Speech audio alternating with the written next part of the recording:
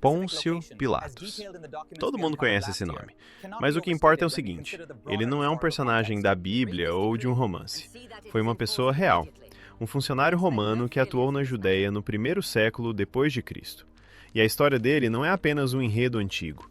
É uma investigação em que o que está em jogo não é a carreira, mas a memória histórica de civilizações inteiras. E a questão central não é o que ele fez, mas se ele poderia ter agido diferente.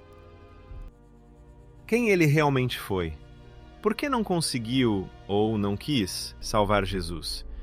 E como um episódio aparentemente comum na carreira de um administrador romano se tornou o acontecimento mais marcante de sua vida, e uma maldição que dura 2000 anos. Parece óbvio. Ele era um governador romano, um líder quase todo-poderoso, capaz de fazer qualquer coisa. Mas espere um pouco. É justamente aqui que a história fica mais interessante, porque o poder dele não era bem do jeito que imaginamos. Ele fazia parte de uma enorme engrenagem imperial, e sua trajetória dependia de decisões tomadas a milhares de quilômetros dali. Para a maioria de nós, ele é um covarde e hipócrita que lavou as mãos. Um símbolo de poder que trai a justiça em nome da própria tranquilidade. Mas o que impressiona é o seguinte: na Igreja Ortodoxa Etíope, Pôncio Pilatos e sua esposa são venerados como santos. Sim, você não ouviu errado. Santos. Eles até têm um dia dedicado no calendário. Como uma mesma pessoa pode ser um vilão absoluto para bilhões e um justo para milhões? É exatamente nesse espaço entre a maldição e a santidade que se esconde o verdadeiro Pilatos. Mas para entender se ele poderia ter mudado algo, primeiro é preciso compreender aonde ele foi parar. E ele chegou a um dos lugares mais explosivos e difíceis de governar em todo o vasto mapa do Império Romano. Para entender a armadilha em que Pôncio Pilatos caiu, é preciso fazer uma coisa: esquecer o mapa atual. No ano 33 da nossa era, não existiam nem Israel nem Palestina. O nome Síria-Palestina só surgiria 100 anos depois, após mais uma revolta sangrenta. Até lá, aquela região era um mosaico de territórios com leis diferentes. E o centro desse mundo, para um romano, não era Jerusalém. Sim, Jerusalém era o centro religioso, o coração da fé. Mas a capital administrativa, onde ficava o prefeito e o principal destacamento militar, era Cesareia, uma cidade portuária à beira-mar. Para Roma, Jerusalém funcionava como uma espécie de Vaticano, enquanto Cesareia representava o próprio império. Essa província, a Judéia, era longe de ser homogênea. Incluía a Samaria, onde viviam os samaritanos, que se consideravam os verdadeiros guardiões da fé, e cujo templo no Monte Gerizim havia sido destruído pelos judeus 1,5 séculos antes. Também havia a Idumeia, terra natal do rei Herodes, cujos ancestrais foram forçados a se converter ao judaísmo. Era uma terra em que todos se odiavam muito antes da chegada dos romanos. Mas a principal dificuldade não estava na geografia. Ela residia na própria ideia da lei. Para o romano, o direito era uma coisa e a religião outra. Você podia fazer oferendas a Júpiter ou a Ísis egípcia. Essa era uma escolha pessoal. O mais importante era pagar os impostos e ser leal ao imperador. Na Judéia, essa lógica não funcionava. Lá, a lei de Moisés, a Torá, não era apenas um livro sagrado. Era a Constituição, o Código Penal, as normas sanitárias e as regras do comércio ao mesmo tempo. Ela regulava tudo, desde que tipo de alimento podia ser consumido, até como fazer negócios e julgar criminosos. Religião e direito eram a mesma coisa ali. E essa terra era como um barril de pólvora. Historiadores comparam a Judéia daquela época com os Balcãs no início do século XX, uma região onde qualquer faísca podia incendiar o mundo.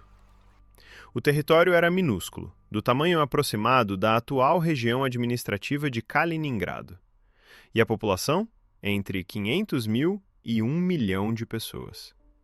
Na verdade, não há números exatos, mas mesmo nas estimativas mais conservadoras, a densidade era enorme. Em grandes festivais, como a Páscoa, centenas de milhares de peregrinos vinham de toda a província até Jerusalém. A cidade se transformava em um caldeirão lotado, onde qualquer debate sobre a interpretação correta da lei podia explodir em motim em segundos. E qualquer motim podia virar um confronto direto com Roma. Qualquer pregador que reunisse uma multidão se tornava uma ameaça direta para o prefeito, não porque dissesse algo errado, mas simplesmente por ter juntado aquela multidão. Os romanos, claro, não eram tolos. Eles sabiam que governar aquele lugar com métodos tradicionais seria como apagar fogo com gasolina. Por isso, fizeram um compromisso sem precedentes. Não tocaram no templo, a maior relíquia sagrada. Reconheceram a lei local e até permitiram a existência do Sinédrio, o Conselho Supremo que funcionava como parlamento e tribunal máximo para os judeus. Parecia a solução perfeita: deixar que os habitantes locais resolvessem suas próprias regras complexas, enquanto Roma cobraria os impostos e manteria a ordem. Mas havia um problema. Para a maioria dos judeus, qualquer poder que não fosse o de Deus era ilegal. O domínio romano era uma humilhação temporária a ser suportada.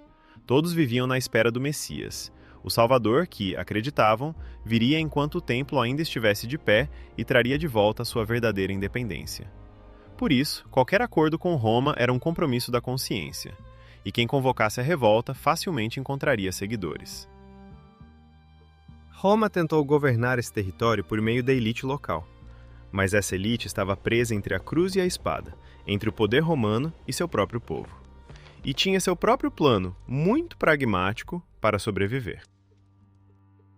Para entender o que aconteceu a seguir, é preciso analisar a sociedade judaica em 3 grupos essenciais, como peças de um mesmo mecanismo.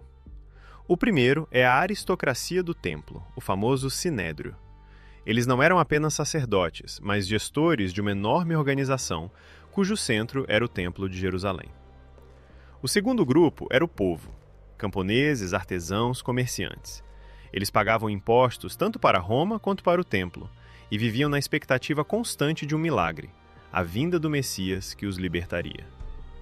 E o terceiro grupo eram os radicais, os zelotes. Para eles, qualquer poder terreno, especialmente o dos pagãos romanos, era uma afronta a Deus. Acreditavam que quem pagasse impostos ao César era um traidor.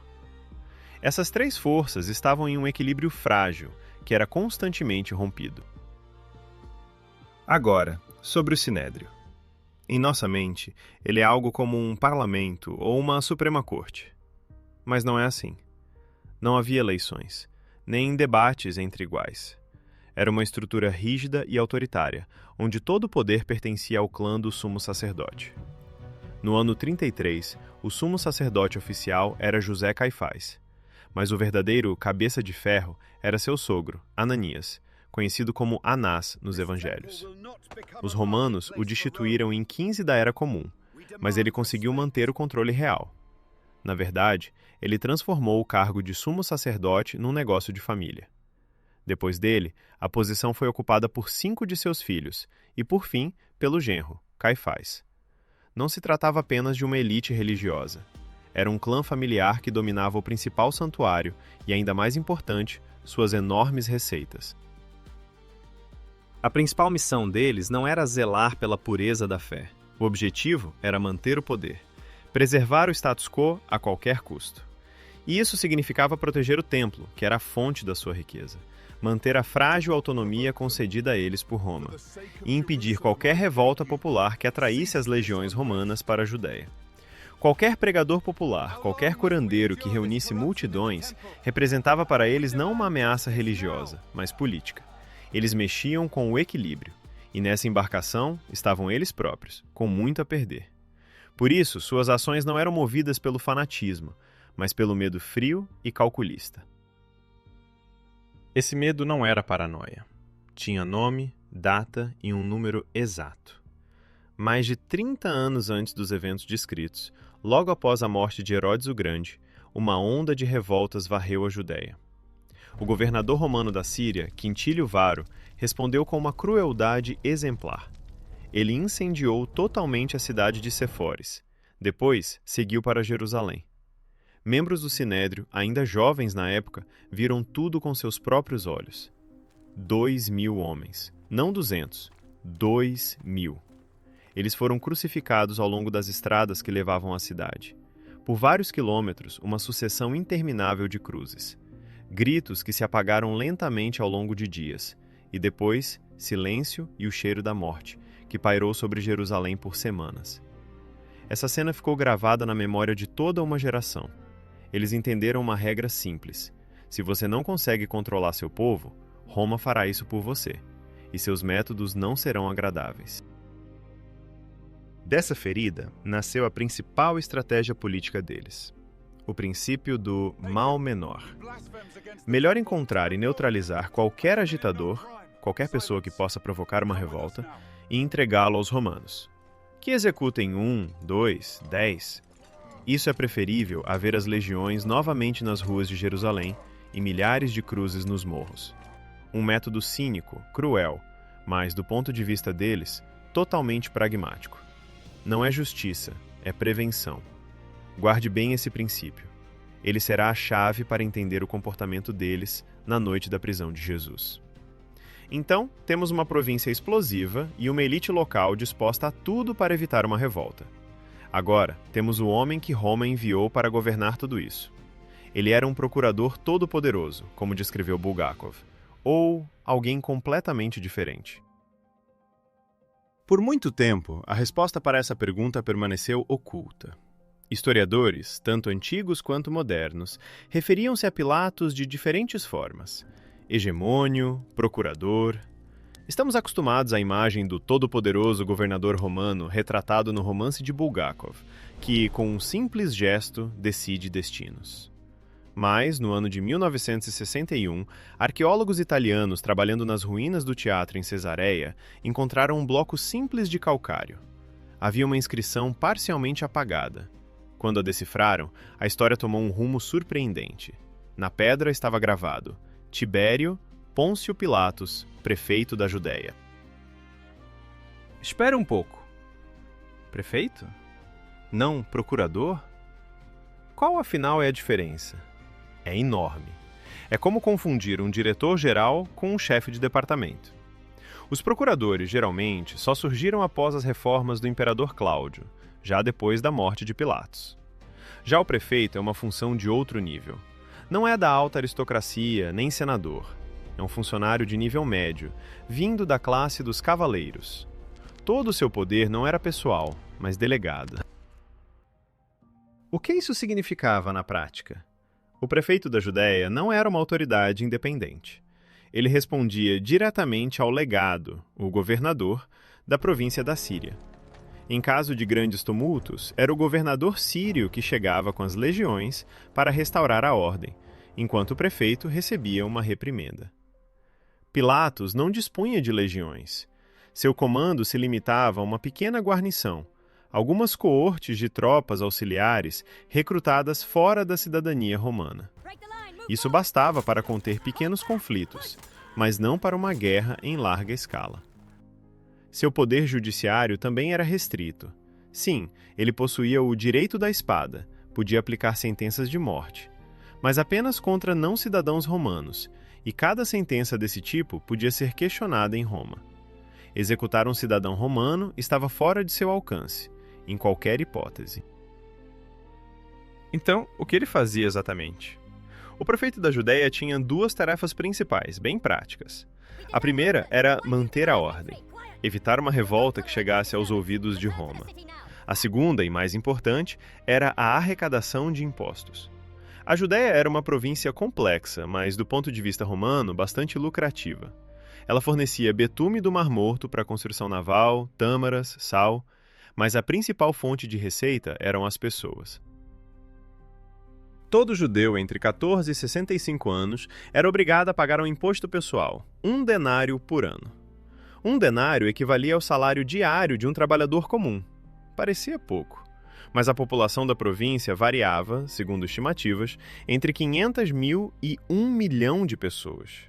Ou seja, todos os anos, da Judéia para os cofres romanos, saíam entre 500 mil e 1 milhão de denários. Uma quantia enorme. E isso sem contar o imposto sobre a terra, o dízimo da colheita. Além disso, havia inúmeras taxas alfandegárias sobre a entrada e saída de mercadorias. Pilatos não era um governante comum, mas um gestor de crise e o principal fiscalizador financeiro de uma região problemática. Seu trabalho era garantir que o fluxo de dinheiro para Roma não parasse, e que a população local não causasse muito alvoroço. Quem era esse homem a quem confiaram uma tarefa tão importante? Seu nome, Pôncio, indica sua origem em uma antiga família saminita.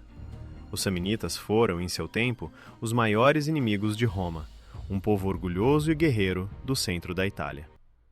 Cerca de 300 anos antes de Pilatos, um de seus antepassados, Caio Pôncio, infligiu a Roma uma das derrotas mais humilhantes da história. Portanto, o sobrenome já era conhecido. Mas o próprio Pilatos não pertencia mais à aristocracia senatorial, e sim à classe dos cavaleiros. Era, por assim dizer, a nova elite abastada, homens de negócios, militares, administradores. Para alcançar um cargo como o de prefeito da Judéia, não bastava ter dinheiro e conexões, era necessário também experiência militar sólida. Mais precisamente, não necessariamente em legiões, onde serviam cidadãos romanos, mas sim no comando de tropas auxiliares recrutadas entre povos conquistados. Essa era a carreira típica de um cavaleiro ambicioso. Ele era um soldado, não um diplomata. Estava acostumado a dar ordens e esperar que fossem cumpridas. E aqui chegamos ao ponto mais importante. Como um homem assim conseguiu essa nomeação? No ano 26 da nossa era, justamente no ano em que Pilatos foi nomeado, algo significativo aconteceu em Roma. O imperador Tibério, cansado do poder, retirou-se para a ilha de Capri. O governante de fato do império tornou-se seu fiel escudeiro, o comandante da guarda pretoriana, Lúcio Hélio Sejano. Sejano era o homem mais poderoso em Roma. E foi ele, segundo a maioria dos historiadores, quem articulou a nomeação de Pilatos para a Judéia. O filósofo Fílon de Alexandria, contemporâneo desses acontecimentos, aponta Sejano como o organizador das perseguições aos judeus por todo o império. Ele os odiava, bem como sua fé. E assim, o indicado desse homem, um ex-militar com a mentalidade de comandante, não de político, foi enviado para governar a província mais explosiva do império. Então, Pilatos herdou um sistema de cooperação com a elite local que já funcionava, embora fosse frágil.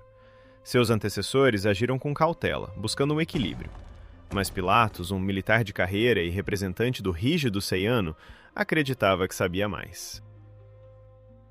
Para entender o que Pilatos fez de errado, é preciso primeiro compreender o que seus predecessores fizeram certo. Eles, especialmente Valério Grato, não foram complacentes. Eram pragmáticos. Grato governou a Judéia por 11 anos. Durante esse tempo, substituiu 4 sumos sacerdotes, descartando-os como ferramentas desgastadas, até encontrar o ideal, um homem chamado José Caifás. Grato e Caifás fizeram um acordo que funcionava como um relógio. O sumo sacerdote garantia a ordem em Jerusalém e o pagamento regular dos impostos, enquanto o prefeito romano não se intrometia nos assuntos religiosos internos. Grato explicou a Caifás algo simples. Roma não se importa com quem está certo ou errado nas suas disputas teológicas. Roma quer estabilidade.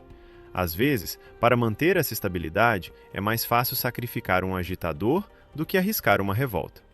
Pilatos recebeu esse sistema pronto para usar, um mecanismo eficaz. Tudo o que precisava era não quebrá-lo. Mas Pilatos é um soldado. Ele chega à sua residência em Cesareia no 26º ano e decide logo mostrar quem manda ali. Seu primeiro ato é silencioso, dado sob o manto da noite. Os legionários entram secretamente em Jerusalém, carregando estandartes com a imagem do imperador Tibério e os colocam bem no coração da cidade santa.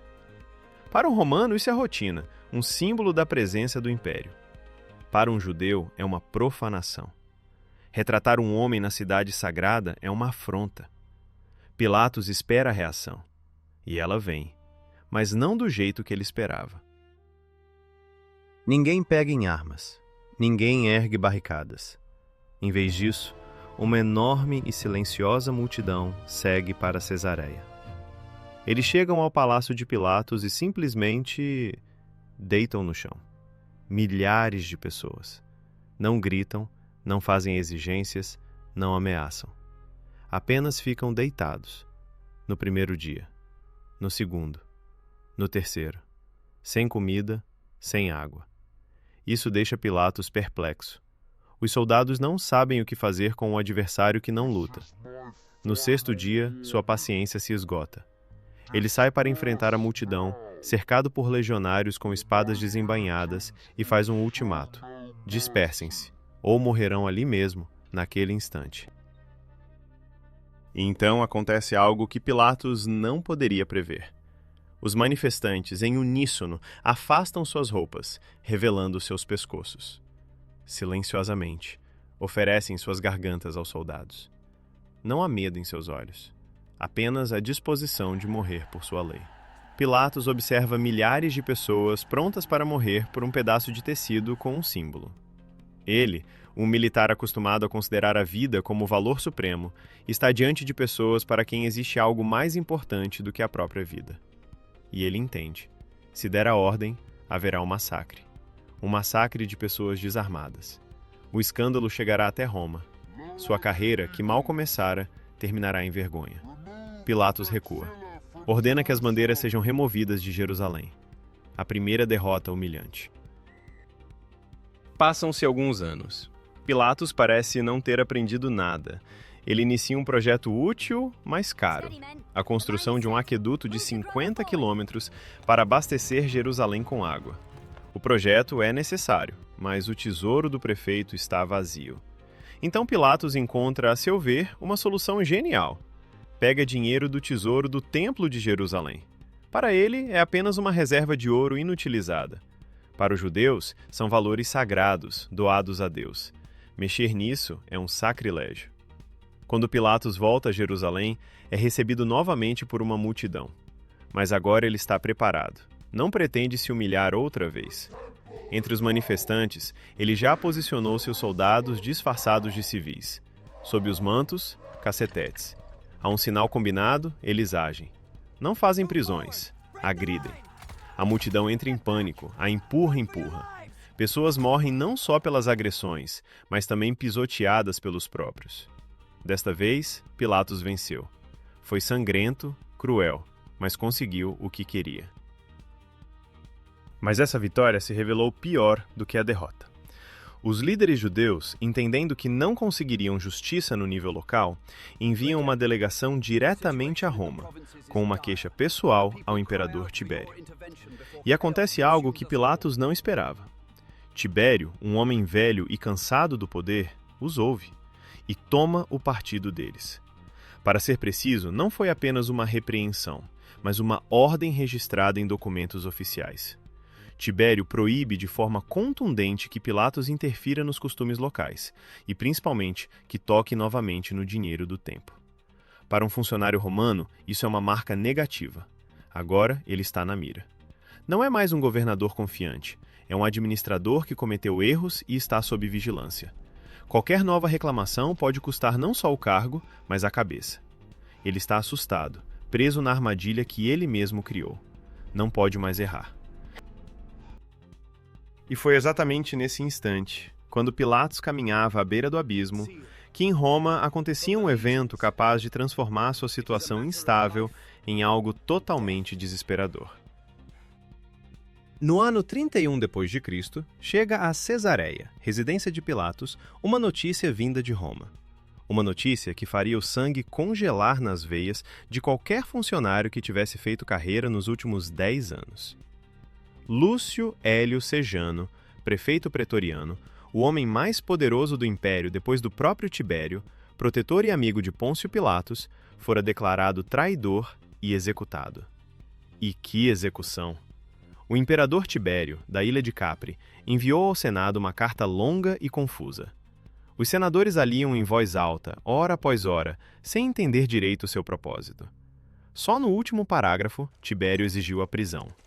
Naquele mesmo dia, Sejano foi preso, estrangulado na prisão, e seu corpo foi jogado nas ruas de Roma por 3 dias, como escárnio para a multidão. Depois, os restos foram lançados no rio Tibre. Não foi uma simples ordem de execução, foi um aviso. Um aviso para todos que tinham qualquer ligação com Sejano. Para Pilatos, aquilo significava o fim. Embora não era apenas o fim da carreira. Era uma ameaça direta à sua vida. Agora, ele não era mais um funcionário desonrado marcado pelo imperador. Tornara-se o representante de um inimigo do Estado que havia sido executado. Qualquer pessoa promovida por Sejano automaticamente caía sob suspeita. Cada uma de suas ações passava a ser examinada minuciosamente, em busca de sinais de deslealdade. Ele se viu preso em uma armadilha política impossível. Demonstrar rigor na Judéia como gostava? Isso provocaria uma nova revolta e uma nova denúncia em Roma. E uma reclamação feita pelo protegido do traidor faria o paranoico Tibério reagir de um jeito completamente diferente. Mas ser leniente? Ceder aos locais? Para alguém cuja fidelidade estava sob suspeita, isso pareceria fraqueza, ou pior ainda, simpatia pelos revoltosos. Um passo para a esquerda, um abismo. Um passo para a direita, o mesmo abismo. Qualquer decisão era ruim. Qualquer ação levava ao desastre. E assim, assustado, com a reputação destruída, sem protetor e preso nas garras do próprio medo, Pôncio Pilatos chega a Jerusalém para a festa da Páscoa do ano 33. Na madrugada, quando a cidade ainda dorme, trazem até ele um pregador desconhecido da Galileia. Para entender o que aconteceu naquela manhã em Jerusalém, primeiro é preciso compreender o que esse evento não foi. Não foi a principal notícia do ano, nem mesmo do mês. Para a maioria das pessoas da época, passou completamente despercebido. Temos os textos de Filon de Alexandria, o principal crítico de Pilatos.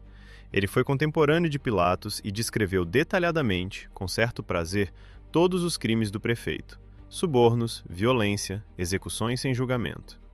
Cruel, teimoso, inflexível. É assim que Filon pinta Pilatos. E aqui está o estranho. Espere. Nesta longa lista de maldades, não há uma única palavra sobre o julgamento de Jesus. Nenhuma sequer. Para a comunidade judaica de Alexandria, para a elite intelectual da época, esse processo foi tão comum que nem acharam necessário mencionar. O historiador Flávio Joséfo, escrevendo 40 anos depois, fala de Pilatos de forma mais contida. E o romano Cornélio Tácito, quase um século depois, menciona apenas uma frase: Cristo foi executado durante o reinado de Tibério, pelo procurador Pôncio Pilatos. Uma confirmação seca do fato, nada mais. Para eles, era apenas mais um agitador executado numa província turbulenta. Sexta-feira, mês de Nissan, ano 33. Por volta das 4 ou 5 horas da manhã.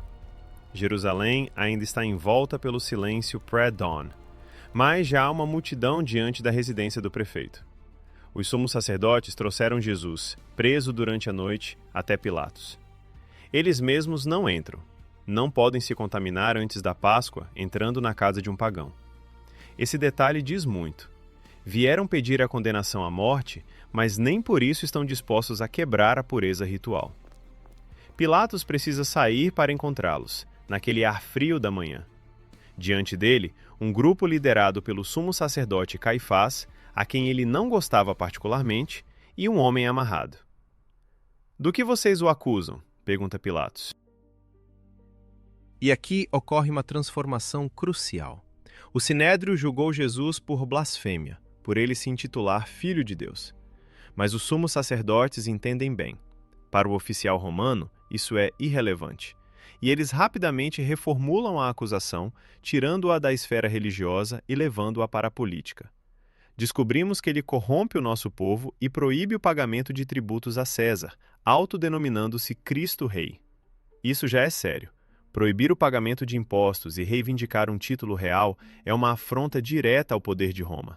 É traição ao Estado. Pilatos leva Jesus para dentro, para interrogá-lo a sós. Você é o rei dos judeus? Pergunta. E ouve em resposta: meu reino não é deste mundo. Nesse momento, o pragmático administrador romano compreende tudo. Diante dele não está um líder político, nem um revolucionário formando um exército. Está um filósofo, um pregador itinerante. Ele não representa nenhuma ameaça para o império. Pilatos volta para a multidão e anuncia seu veredicto. Eu não encontro culpa alguma neste homem.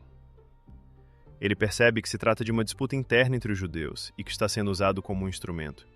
E ele não quer ser esse instrumento. A partir desse momento, começa uma tentativa desesperada de Pilatos para evitar tomar uma decisão. Ele tenta de tudo. A primeira estratégia é jurídica. Jesus de Galileia. Excelente, a Galileia é território de Herodes Antipas, que justamente havia chegado a Jerusalém para a festa. Pilatos manda o preso para lá, que ele resolva a questão. Mas Herodes, depois de zombar de Jesus e não conseguir arrancar dele nenhuma palavra, o devolve. O plano fracassa. Ao mesmo tempo, chega para Pilatos uma mensagem de sua esposa, Cláudia Prócula. Ela implora para que ele não faça nada de ruim ao justo aquele, pois sofreu muito por ele em sonho. Dúvidas pessoais, pressentimentos ruins, medo místico, tudo isso se junta à relutância política de ceder à pressão de Caifás. Pilatos faz uma segunda tentativa. Há uma tradição, na Páscoa, libertar um prisioneiro escolhido pelo povo. Ele se dirige à multidão e oferece uma escolha. Jesus, que ele acabara de declarar inocente, ou um certo Barrabás, um rebelde e assassino, preso por crimes específicos contra Roma. O cálculo é simples. Ele propõe escolher entre o pregador e o terrorista. Está certo de que a multidão fará a escolha óbvia. Mas ele não considerou um detalhe. Os principais sacerdotes já haviam influenciado o povo. Convenceram a população a pedir a libertação de Barrabás, que para muitos era visto como um lutador pela liberdade, um zelote. E quando Pilatos pergunta: quem vocês querem que eu liberte, Barrabás ou Jesus? A multidão, unânime, grita: Barrabás. Pilatos está em choque. Seu plano desmoronou. O que eu faço com Jesus? Pergunta, confuso. E então houve um grito que o perseguirá para sempre. Crucifiquem-no! Pilatos tenta apelar à razão. Que mal ele fez? Mas ninguém mais o escuta. A multidão se transformou numa força incontrolável. Então, ele toma a decisão do último e mais cruel compromisso. Ordena que Jesus seja açoitado. A flagelação romana não era apenas uma surra. O chicote, com inserções de ossos e metal, rasgava a pele e os músculos até os ossos. Muitas pessoas já morriam nessa fase. Pilatos espera que a visão daquele homem mutilado e ensanguentado sacie a sede de violência da multidão. Ele faz Jesus sair, quase incapaz de se manter em pé, vestido com um manto escarlate de bobo da corte e com uma coroa de espinhos na cabeça, e pronuncia as palavras famosas: Eis o homem. Ecce homo. Olhem para ele. Isso não é suficiente? Mas não. O grito de crucifiquem só fica mais alto. E é nesse momento que os sumos sacerdotes tiram a última cartada. Eles dizem uma frase que decide tudo. Não falam para a multidão, falam diretamente para Pilatos. Se você o soltar, não será amigo de César. Todo aquele que se faz rei é inimigo de César. Não é mais um pedido, é uma ameaça direta. Uma promessa velada de denúncia a Roma. Uma denúncia contra o representante do traidor executado Sejano. Uma acusação de que Pôncio Pilatos estaria protegendo alguém que reivindica o título real. Num clima de paranoia que dominava a corte de Tibério, essa acusação equivalia a uma sentença de morte. Pilatos entende que está preso numa armadilha. Ele olha para a multidão, para os sumos sacerdotes, para Jesus exausto, e percebe: a escolha não é mais entre justiça e injustiça. É uma decisão entre executar esse pregador desconhecido e salvar sua própria carreira, talvez até a própria vida. E ele desiste. Ele profere a sentença, mas antes disso, faz um gesto que entrará para sempre na história. Ordena que tragam água e, diante de todos, lava as mãos.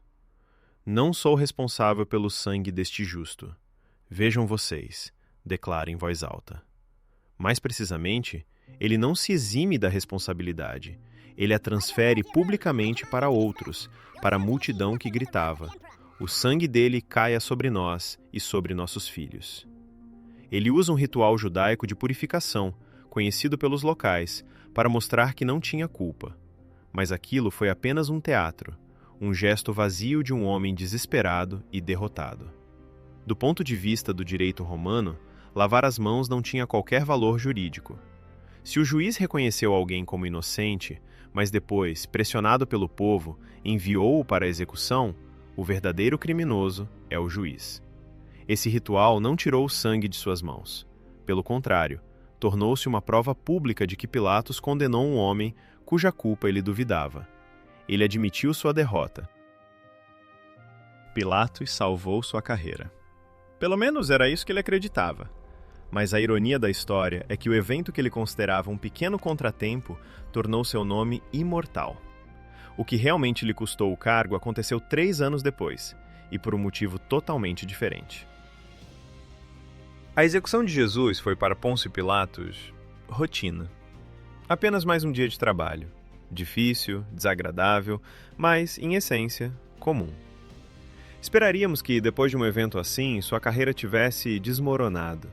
Que ele tivesse enfrentado a ira de Roma ou a vingança dos céus. Mas não, nada aconteceu. Espere, como assim nada? Ele continuou trabalhando tranquilamente na Judéia por mais 3 anos. 3 anos depois da crucificação de Cristo. Para a administração romana, esse acontecimento passou completamente despercebido. Apenas mais um rebelde, mais uma execução em uma província distante e eternamente agitada. Pilatos seguia construindo aquedutos, arrecadando impostos e resolvendo conflitos locais. Sua carreira estava completamente em ordem. Até o ano 37. E ela terminou por causa de uma história totalmente diferente. A irônia é que Pilatos foi destruído pelo mesmo motivo de sempre: sua franqueza e a recusa em entender as complexas questões religiosas locais. Desta vez, o conflito não envolvia os judeus, mas os samaritanos. Surgiu entre eles um profeta que prometeu revelar ao povo os vasos sagrados de Moisés, supostamente escondidos na montanha sagrada de Garizim. Milhares de pessoas, muitas armadas, seguiram em direção à montanha. Pilatos viu o que estava acostumado a ver: uma multidão armada, um possível levante, e reagiu como de costume, enviou a cavalaria. A reunião foi dispersada, os líderes executados. Parecia ser mais do mesmo. Mas os samaritanos, ao contrário dos sacerdotes judeus na história com Jesus, não começaram a ameaçar nem a gritar na praça. Eles escreveram uma queixa oficial, diretamente para o chefe Pôncio Pilatos, o legado da Síria, Lúcio Vitélio. Nessa denúncia, eles apresentaram o caso não como uma repressão a uma revolta, mas como uma cruel perseguição a peregrinos pacíficos. Eles estavam em busca de vasos sagrados, ou melhor, acreditavam que os encontrariam ali. E essa queixa, diferente de muitas outras anteriores, deu resultado. Vitélio, aparentemente cansado dos problemas constantes causados por seu subordinado, não quis gastar tempo analisando. Mandou Pilatos entregar imediatamente o cargo e partir para Roma, para um julgamento pessoal pelo imperador Tibério. Para o procurador, aquilo significava o fim. Ser chamado à capital para depor diante do próprio imperador era uma sentença de condenação. Pilatos arrumou suas coisas e iniciou uma longa viagem de volta para casa, que deveria terminar em vergonha e, talvez, exílio. E aqui a história toma a reviravolta mais estranha. Enquanto o navio de Pilatos navegava rumo à Itália, o velho imperador Tibério morreu em seu palácio na ilha de Capri. Quando Pilatos finalmente chegou a Roma, já não havia ninguém para julgá-lo. O poder havia passado para Calígula, que tinha seus próprios assuntos, suas intrigas e seus entretenimentos. O caso de um funcionário qualquer da poeirenta Judéia, chamado de volta por ordem do imperador falecido, não interessava a ninguém. Ele simplesmente se perdeu nos arquivos. É aqui que o rastro histórico de Pôncio Pilatos se encerra, para sempre. Não sabemos o que aconteceu com ele. Foi condenado? Absolvido? Aposentado? Não existe um único documento. Ele simplesmente desapareceu. Mas a consciência popular não suporta o vazio. Se a história não oferece uma resposta, ela será inventada. E essas invenções revelam mais sobre Pôncio Pilatos do que qualquer documento. O primeiro historiador da igreja, Eusébio, escreveu que Pilatos caiu em desgraça já na época de Calígula e, tomado pelo desespero, tirou a própria vida. Essa era uma versão para os fiéis. A justiça divina se cumprira. Mas as lendas medievais foram muito além. Segundo uma delas, seu corpo, após o suicídio, foi lançado no rio Tibre, mas o rio se revoltou, suas águas transbordaram, atormentadas por espíritos malignos. Então, o encontraram e o jogaram no rio Rona, na França, com o mesmo resultado. Assim, seu corpo amaldiçoado foi carregado por toda a Europa, até ser afogado em um lago isolado nas montanhas dos Alpes, onde, segundo rumores, seu fantasma ainda aparece em noites de tempestade. O histórico Pilatos desaparece, se dissolve na névoa do tempo. Mas, em seu lugar, nasce um símbolo. Um símbolo que, em diferentes partes do mundo, foi interpretado de formas completamente distintas. No Ocidente, ele se tornou a personificação da covardia e do compromisso com o mal. Já no Oriente, seu destino seria totalmente diferente. Na cultura ocidental, o nome Pôncio Pilatos tornou-se sinônimo de covardia. Seu gesto de lavar as mãos é um símbolo eterno da fuga hipócrita da responsabilidade. Para católicos e protestantes, ele é o homem que conhecia a verdade, mas teve medo de defendê-la. A personificação do compromisso com o mal. No cristianismo oriental, ortodoxo, a visão é mais branda. Lá, destaca-se que Pilatos tentou salvar Jesus 3 vezes e reconheceu sua inocência. A culpa é transferida para os sumos sacerdotes. Além disso, Cláudia Prócula, esposa de Pilatos, que implorou para que ele não tocasse no justo, foi canonizada como santa na Igreja Ortodoxa. Isso já muda o quadro, não é? A família parece ter sido reabilitada. Mas tudo isso perde significado diante do que aconteceu em outras igrejas. Peraí. Sério? Eu conferi isso várias vezes porque não conseguia acreditar. Nas igrejas etíope e copta, Pôncio Pilatos é um santo canonizado. Ele tem um dia dedicado a ele, 25 de junho. Como assim? Baseiam-se em apócrifos, textos tardios que afirmam que, depois da crucificação, Pilatos se arrependeu e se tornou secretamente cristão. E aí temos 2 Pilatos diante de nós. Um quase um demônio, covarde e hipócrita. O outro, um santo, um mártir. E os 2 surgiram da mesma figura histórica. Essa divisão na memória diz mais sobre nós do que sobre ele, sobre o que buscamos na sua história. A imagem de Pilatos que mais conhecemos, nem vilão, nem santo, mas um intelectual cansado e reflexivo, não nasceu na igreja. Surgiu bem depois, no século XIX, quando a história deixou de ser parte da teologia e virou ciência. No ano de 1863, o historiador francês Ernest Renan lançou o livro A Vida de Jesus. Foi uma revolução. Renan foi o primeiro a descrever os eventos do Evangelho não como texto sagrado, mas como uma crônica histórica. E seu Pilatos não é uma figura de parábola, é um funcionário romano comum, exausto do serviço e cético. Um homem para quem toda aquela agitação com o profeta local era profundamente estranha e incompreensível. Ele estava cansado dos fanáticos, das denúncias, da política complicada naquela província empoeirada. Só queria que tudo aquilo acabasse logo. Essa ideia, Pôncio Pilatos como um burocrata cansado, provou ser extremamente produtiva. Na verdade, ela mudou completamente a perspectiva. De um enredo sagrado, a história se transformou em um drama humano. A ideia de Renan foi adotada e levada ao extremo por Mikhail Bulgakov. Seu Pôncio Pilatos, em O Mestre e a Margarita, não é mais um personagem secundário, mas o principal herói trágico do romance. Bulgakov, que ele próprio passou pelo esmagamento da máquina estatal, viu no prefeito romano algo muito maior. Seu Pilatos sofre há quase 2000 anos, não tanto por ter condenado um inocente à morte. Não, sua angústia é mais profunda. Ele sofre por sua covardia, que o impediu de concluir a conversa mais importante de sua vida. Um diálogo sobre a verdade, iniciado com um filósofo errante. O dever profissional, o medo de uma denúncia em Roma, a necessidade de seguir o protocolo, toda essa rotina o levou a trair não apenas um homem, mas a própria possibilidade da verdade. E por isso, ele é punido com um eterno isolamento e uma dor de cabeça constante. Havia também outra perspectiva, que levava a ideia de Renan a uma ironia mordaz. No ano de 1891, o escritor Anatole France publicou o conto O Procurador da Judéia. Na história, o envelhecido Pilatos, que passa seus últimos dias na Sicília, reencontra um antigo conhecido. Eles relembram a juventude, o serviço na Judéia, as intrigas locais, as mulheres, as revoltas. E, ao final, o interlocutor pergunta a Pilatos se ele se lembra de um jovem taumaturgo de Nazaré chamado Jesus. Pilatos pensa por um instante, franze a testa e não consegue recordar. Jesus? Diz ele. Não, não me lembro.